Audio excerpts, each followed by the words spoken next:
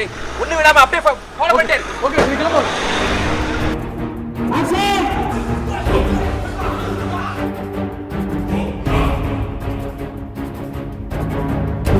இப்போ ஒரு தயாரிப்பாளர் வந்து பூஜை போட்ட நாள்ல இருந்து பூசணிக்காய் உடைக்கிற வரைக்கும் நிறைய பிளான் பண்ணுவாங்க. படங்கள் வந்து எப்படி பண்ண போறோம், என்ன மாதிரி பண்ண போறோம், ஷூட்டிங் எத்தனை நாள் பயன்படுத்த போறோம், அந்த மாதிரி ஆர்டிஸ்ட் டெக்னீஷியன் டேட் வாங்குறது முதல் கொண்டு இது தயாரிப்பாளரும் டைரக்டரும் உட்காந்து டிஸ்கஸ் பண்ணுவாங்க. அடுத்து தயாரிப்பாளர் இந்த ஷெடியூலுக்கான பேமெண்ட் என்ன, நம்ம கிட்ட இருக்கிற காசு என்ன, அதை தாண்டி பினான்சியர் கிட்ட போய் நம்ம என்ன காசு வாங்க போறோம், அதுக்கு அடுத்து இருக்கிற காசு வேற என்னன்றத ஒரு பிளான் பண்ணி நம்ம பண்ணுவோம். ஓகேங்களா?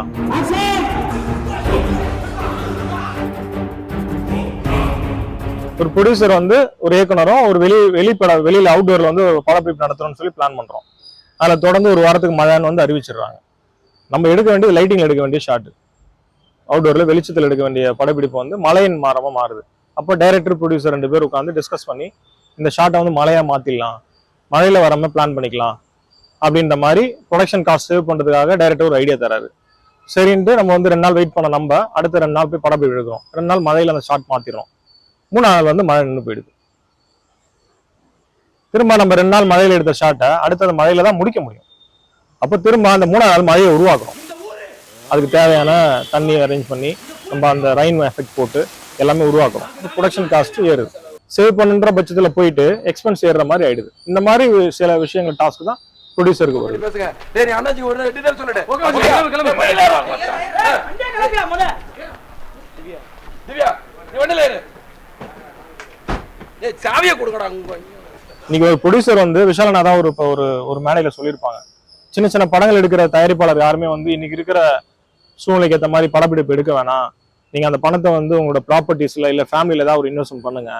ஏன்னா ரொம்ப படப்பிடிப்பு இன்னைக்கு இருக்கிற சினிமா துறையில வந்து இன்னைக்கு ரொம்ப கஷ்டமா இருக்குன்ற மாதிரி சொல்லியிருப்பாங்க. அவர் ஆஸ் எ ப்ரொடியூசரா அவரோட இடையில இருந்து இன்னொரு ப்ரொடியூசர் பாதிக்கப்படக்கூடாதுன்றத சொன்னாரு. 1 கோடியிலிருந்து 4 கோடி வரை நான் இப்பவே சொல்றேன், ஓப்பனா சொல்றேன், நீங்க என்ன தப்பா நினைச்சா கூட பரவாயில்ல, இதுதான் இன்றைய சூழ்நிலை. ஏற்கனவே 120 படங்கள் வந்து காத்து கிடக்குது. எந்த ஒரு எங்க வந்து எங்களுக்கு ஒரு ஓப்பனிங் கிடைக்கும், எங்க எங்களுக்கு நாங்கள் போட்ட முதலீடு வந்து கிடைக்கும்னு தவிச்சிட்டு இருக்கிற ஏற்கனவே பேக்லாக் இருக்கு. ஸோ தயவுசெய்து வந்துடாதீங்க 2 வருஷத்துக்கு சினிமா பக்கம். இன்னைக்கு இந்த 2024 வந்து பாத்தீங்கன்னா ஃபார் எக்ஸாம்பிள் ஒரு 100 படம் வந்தா நீங்க ஹிட்னு ஏதாவது ஒன்று சொல்ல முடியுமா? கைவிட்டுன்றதான் இருக்கு. ஒரு 10 படம் வச்சிங்க, 90 படங்கள் பாதிக்கப்பட்டிருக்கு. ஒரு 30 ப்ரொடியூசர் வந்து பாத்தீங்கன்னா மேக்சிமம் ஒரு சமாளிக்கக்கூடிய அளவில் அடுத்த படங்களுக்கு கடந்து போயிடுறாரு. அடுத்து போயிடுறாரு. மீது 60 ப்ரொடியூசர் நிலைமை என்னன்னு யோசிச்சு பாருங்க. படத்தை கொண்டு வரும்போது திரையில வர்றதுக்கு பப்ளிசிட்டின்றதுக்கு போஸ்டர் ஓட்டுற பையன் முத கொண்டு காசு கொடுத்துறாரு, போஸ்டர் அடிது காசு கொடுத்துறாரு, பேப்பர் ஆடு கொடுத்துறாரு. ஆனா அந்த திரைக்கு வந்ததுக்கு அப்புறம் நம்ம டிஸ்ட்ரிபியூஷன் பண்ணி அந்த மூலமா அவரோட வருமானங்கள் போஸ்ட் ஓட்டுற காசு கூட வர மாட்டேங்குது அந்த ப்ரொடியூசர்.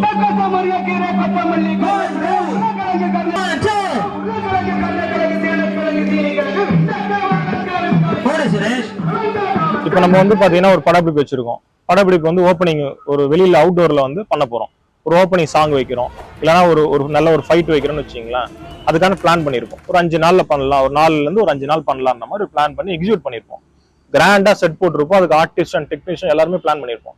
திடீர்னு ஒரு புயல் வருது, ஒரு வெள்ளம் வருது, பயங்கரம் பாதிக்கப்பட்டா அந்த 4 நாள்ன்றது தள்ளி போகும்போது நம்ம ஆர்டிஸ்ட் டேட் வாங்கின ஆர்டிஸ்டோட டேட்டும் நம்ம கிடைக்கணும். எதிர்பார்த்தாம திரும்ப ரீபிளான் பண்ண முடியுமான்னு தெரியாது.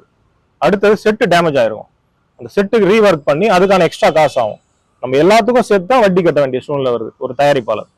பெரிய படங்கள் எடுத்தாலும் சின்ன படங்கள் எடுத்தாலும் தயாரிப்பாளர்னா ஈக்குவல் சமம் தான். என்ன 50 கோடி ரூபாய் ஒரு தயாரிப்பாளர் எடுப்பாரு, 50 லட்சம் ரூபாய் ஒரு தயாரிப்பாளர் இருப்பாரு. 2 பேருமே படங்களை கொண்டு வரணும் மக்கள்கிட்ட சேர்க்கின்ற ஒரு தாட்டு தான் இருக்கு. எல்லாருமே ஈக்குவல் தான். ஆனா அங்க என்னன்னா சமநிலை கிடையாது. பெரிய படங்களுக்கு கொடுக்குற காட்சிகளும் சரி, திரையரங்கும் சரி, சின்ன படங்களுக்கு கிடைக்கிறது இல்லை. சமயமா பாத்தீங்கன்னா இப்ப கூட ஒரு மிகப்பெரிய ஒரு படம் வந்து அந்த படங்கள் வந்து மக்கள் முடிவு பண்ற வேண்டிய இடத்துல இல்லாம அது ஏதோ ஒரு முடிவு ஆயிட்டு அந்த படங்கள் வந்து கமெண்ட்ஸ் மூலமாவும் நெகட்டிவ் ஒரு தாட் மூலமா அந்த படம் வந்து சரியா போல.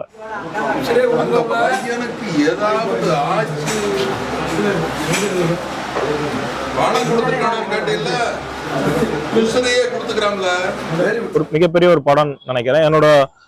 எங்க இதுல வந்து ஒரு எக்ஸிக்யூட்டிவ் மேனேஜரா இருந்தவங்க தான் அந்த படத்தோட எக்ஸிக்யூட்டிவ் மேனேஜரா இருந்திருக்காங்க.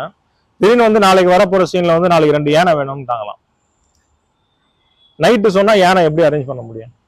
நாளைக்கு ஒரு மிகப்பெரிய ஒரு ஸ்டார் நடிக்கிறாரு, அந்த படப்பிடிப்பு நடந்துட்டு இருக்கு. இயக்குனர் வந்து திடீர்னு ஈவினிங் பேசும்போது பாத்தீங்கன்னா நாளைக்கு 2 யானை வேணும் அப்படின்ட்டாங்களாம். அதை அரேஞ்ச் பண்ணணும். அதான் ப்ரொடக்ஷனுக்கு வந்து ஒரு மிகப்பெரிய ஒரு சவால். அந்த ப்ரொடக்ஷன் எக்ஸிக்யூட்டிவும் சரி, ப்ரொடக்ஷன் மேனேஜருக்கும் சரி, இயக்குநர்களுக்கு அந்த ப்ராப்பர்ட்டிஸ், அந்த சீனுக்கான தேவையான வரைமுறைகளை படுத்தணும். படங்களை சுருக்க முடியாது. படங்களை ஒரு அழகா விஷுவல்ஸ் எல்லாம் காட்டினா மட்டும்தான் அந்த படங்கள் நல்ல ஒரு காட்சி அமைப்பா வரும். அப்ப சீனுக்கு அது உண்மையா தேவைப்படுதுன்னா அதை அமைச்சு கொடுக்கறதுல எந்த இதுலயும் வந்து லாஸ் கிடையாது.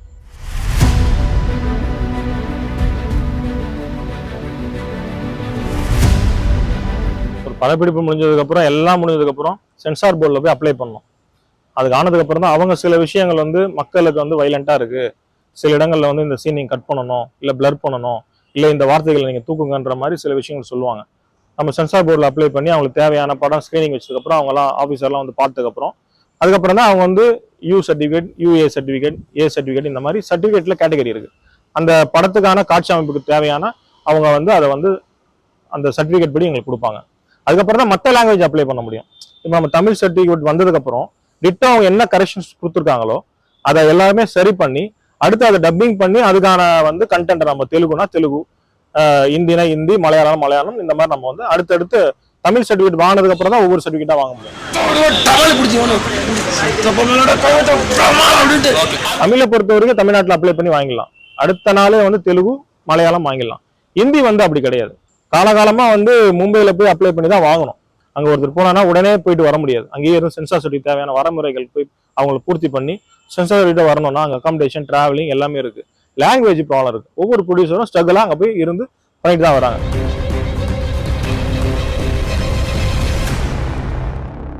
மார்க்கெண்டை நாங்கள் அப்ளை பண்ணும்போது நெக்ஸ்ட் வீக் 2 வீக்ஸ்ல எங்களுக்கு ஸ்கிரீனிங் பண்ணணும்னு சொன்னா அதுக்கு அங்க இருக்கிற வந்து ஒரு மீடியேட்டர்லாம் இருப்பாங்க, அந்த சென்சார் போர்டு ஆஃபீஸ்ல இருப்பாங்க.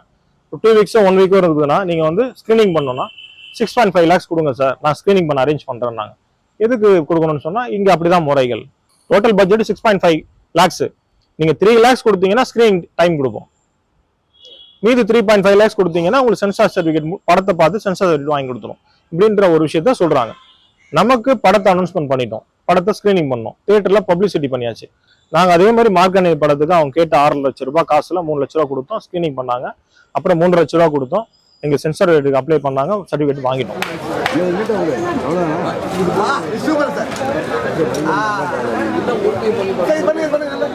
நம்ம விஷாலண்ணா வந்து பாத்தீங்கன்னா கடந்து போற தயாரிப்பாளர் கிடையாது, கடந்து போற சாமானிய மனிதன் கிடையாது.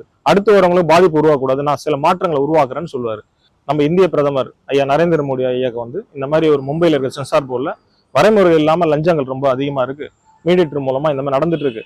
அதனால வந்து தயவு செஞ்சு நீங்க வந்து இதை உங்களோட மேற்பார்வையில் கொண்டு வர இதை நடைமுறைப்படுத்துங்க, இதனால தயாரிப்பாளர் எல்லாம் பாதிக்கப்பட்டோம்னு சொன்னதுக்கு அப்புறம் அதை சிபிஐ முன் வந்து அதை கேஸா எடுத்தாங்க. கேஸா எடுத்து எங்களுக்கான தேவையான டாக்குமெண்ட்ஸ் எல்லாம் கேட்டாங்க, நம்ம எல்லாத்தையுமே சப்மிட் பண்ணோம். இது மூலமா ஒரு மாற்றம் நடந்தது.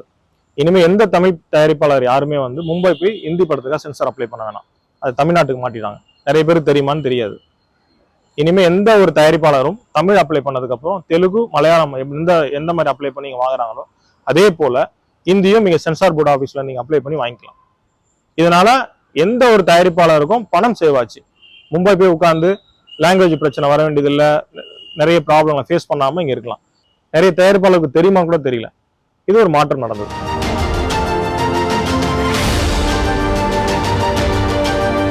எம்ஜினா ஒரு படத்தை பொறுத்த வரைக்கும் பாத்தீங்கன்னா நம்ம படத்துக்கு ஒரு அமௌண்ட் கட்டிடுவோம். ஒரு ஃபார் எக்ஸாம்பிள் ஒரு 5 கோடி இந்த படத்துக்கு கட்டுறோம்னு சொன்னா அந்த 5 கோடி வரைக்கும் பாத்தீங்கன்னா லாஸ் ஆன கெயினாலும் அந்த டிஸ்ட்ரிபியூட்டர் வாங்கின ஒரு டிஸ்ட்ரிபியூட்டரோட அஃபெக்ட். நஷ்டம் ஆச்சுன்னா அந்த டிஸ்ட்ரிபியூட்டர் ஆவாரு, லாபம் ஆச்சுன்னா 5 கோடிக்கு வர போற லாபத்துல இருந்து ப்ரொடியூசர் கொடுக்கணும். டிஸ்ட்ரிபியூஷன் பாத்தீங்கன்னா டேர்ம்ஸ் அண்ட் கண்டிஷன் பொறுத்து 60-40 அந்த மாதிரி ப்ரொடியூசருக்கு எவ்வளோ, டிஸ்ட்ரிபியூட்டருக்கு எவ்வளோன்னு இருக்கு. அது வந்து தியேட்டர் கலெக்ஷனை பொறுத்து அவங்க ரேஷியோவில் பிரிச்சுப்பாங்க. அந்த மாதிரி இருக்கு. இந்த மாதிரி விஷயங்கள் எல்லாமே ஒரு ஸ்ட்ரகிளுமே வந்து ப்ரொடியூசர் அண்ட் டிஸ்ட்ரிபியூட்டர் சம்பந்தப்பட்ட விஷயம்.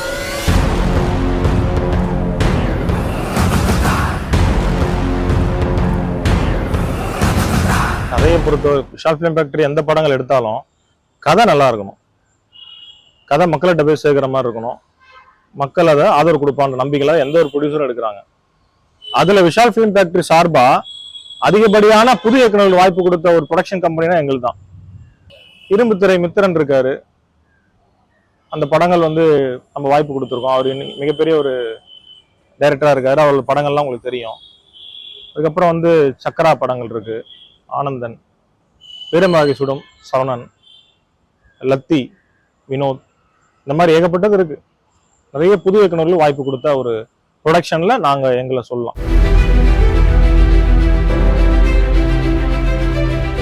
என்னன்னா இப்போ நம்ம வந்து ஒரு பந்தியில போய் உட்காந்து சாப்பிடுறோம். சாப்பிடும்போது பாத்தீங்கன்னா அதுல உப்பு, உரப்பு, காரம் எதா இருந்தாலும் நமக்கு தெரியும். சாப்பிட்ட எனக்கு அந்த உணர்வு இருக்கும். நான் கடந்து போறேன், போகும்போது ஒருத்தர் வராரு. வரும்போது பாத்தீங்கன்னா சாப்பாடு சரியில்லைப்பா, உப்பு ரொம்ப அதிகமா இருக்கு, காரம் ரொம்ப அதிகமா இருக்குன்னு சொல்லிட்டாங்கன்னா அவர் என்ன பண்றாருன்னா சாப்பிடாமையே அந்த சாப்பாட்டை வந்து உணராமையே அவர் என்ன பண்ணாரு, கடந்து திரும்ப அடுத்து போறாரு. போகும்போது இன்னொருத்தர் வராரு, அவர் சாப்பிட்டுருக்க மாட்டாரு. ஆனா அவர் என்ன சொல்றாருன்னா சாப்பிடாதீங்க, உப்பே சரியில்லைங்க, யாரோ ஒருத்தர் சொன்னதை வச்சு உப்பே சரியில்லைங்கன்ட்டு போறாரு. இன்னைக்கு சினிமால விமர்சனங்கள் அப்படிதான் இருக்கு. மக்கள் வந்து இன்னைக்கு எந்த படங்களை பார்க்கலான்னு பொழுது பாக்குறாங்க, இந்த படங்களுக்கு போலாமா வேணாமான்ட்டுன்னு. ஒருத்தர் படமே பார்க்காம இன்னொருத்தர் சொன்னதை விமர்சனத்தை வச்சு பேசுறாரு. படத்தை பார்த்துட்டு அவர் தாட்டை மட்டும் பேசுறாரு, அவரோட உணர்வு மட்டும் பேசுறாரு. அப்போ உங்க உணர்வுக்கு என்ன இருக்கு நீங்க முடிவு பண்ணணும். மக்களை தேட்டருக்கு கொண்டு வர வைக்கிற வேண்டியது இன்னைக்கு சோசியல் மீடியாவிலோ பத்திரிகை நண்பர்களோ அவங்களோட பங்களிப்பை கூட இருக்கலாம். நல்ல வருஷங்களை பேசுங்க. என்னோட ஆதங்கங்கள் ஒரே விஷயம் தாங்க, நம்ம படம் எடுக்கும்போது பாத்தீங்கன்னா ஒரு சீன் எடுக்கிறோம், ஒரு ஒரு ஒரு காட்சி அமைப்பை நம்ம உருவாக்குறோம்னா எவ்வளவு பேர் கஷ்டப்படுறாங்க தெரியுமா? அந்த கஷ்டங்கள் ஒரு டீ பாய்ல இருந்து ப்ரொடக்ஷன் மேனேஜர்ல இருந்து எக்ஸிக்யூட்டிவ் ப்ரொடியூசர்ல இருந்து நடிகர்கள், டெக்னீஷியன், அத்தனை பேர் வெயில் மழை எல்லாமே பார்க்காம கஷ்டப்படுறாங்க. எல்லாத்துக்கும் ஊதியம் போகுது. தயாரிப்பாளர் எவ்வளவு வட்டி கட்டினாலும் அன்னைக்கு வேலை பார்த்த ஆட்களுக்கு அந்த ஊதியம் கொடுத்தாகணும். எல்லாமே கொடுத்து அந்த காட்சியை வரமுறைப்படுத்தி கொண்டு வராங்க. அந்த வரமுறைப்படுத்தி கொண்டு வந்து அத்தனை படப்பிடிப்பு நடத்திட்டு திரையரங்களை கொண்டு வந்து சேர்க்கறது மிகப்பெரிய டாஸ்க். திரையரங்களை காட்சி அதிகப்படுத்தி திரையரங்களை அதிகப்படுத்தி கொண்டு வந்து சேர்க்கிறாங்க. சேர்த்துக்கு அப்புறம் ஒருத்தர் யாரோ ஒருத்தர் அப்படின்றதுக்குள்ள படம் சரியில்லைன்னு போயிடுறாரு. அட்லீஸ்ட் ஒரு 3 நாள் அந்த படத்துக்கான வாய்ப்பு கொடுங்க. உழைச்ச அத்தனை பேருக்கும் வந்து ஒரு மரியாதை கொடுங்க. படம் சரியில்லைன்னு சொன்னா மக்கள் யாரா இருந்தாலும் வந்து இன்னைக்கு மக்கள் வந்து ரொம்ப திறமைசாலி, புத்திசாலி. நல்ல விஷயங்களுக்கு மட்டும் தான் ஆதரவு கொடுப்பாங்க, கெட்ட விஷயங்களை அவாய்ட் பண்ணுவாங்க. மக்கள் முடிவு பண்ணிக்கிட்டுமே. என்னோட தாட்டை நான் என்னோட கோவங்களை நான் எதுக்கு பதிவு பண்ணணும்? உங்களுக்கு என்னோட கோவங்கள் உங்களோட கோவம்ன்றதை நான் எப்படி எடுத்துக்க முடியும்? உங்களுக்குன்னு ஒரு உணர்வு இருக்கும்ல, அதை நீங்க திரையை வந்து பார்த்து சொல்லுங்க. இதனால பாதிக்கப்பட்டது யாருன்னா திரைப்பாளர் தான். நான் ஓடிடியில் நிறைய படங்கள் பார்க்கும்போது இந்த படங்கள்லாம் ஏன் தியேட்டர்ல வந்து வின் பண்ணலன்ற, வெற்றி அடையலன்ற ஒரு ஆதங்கம் எனக்குள்ள இருக்கு. நிறைய படங்கள் இந்த மாதிரி விமர்சனம் மூலமா பட்டு போயிடுது.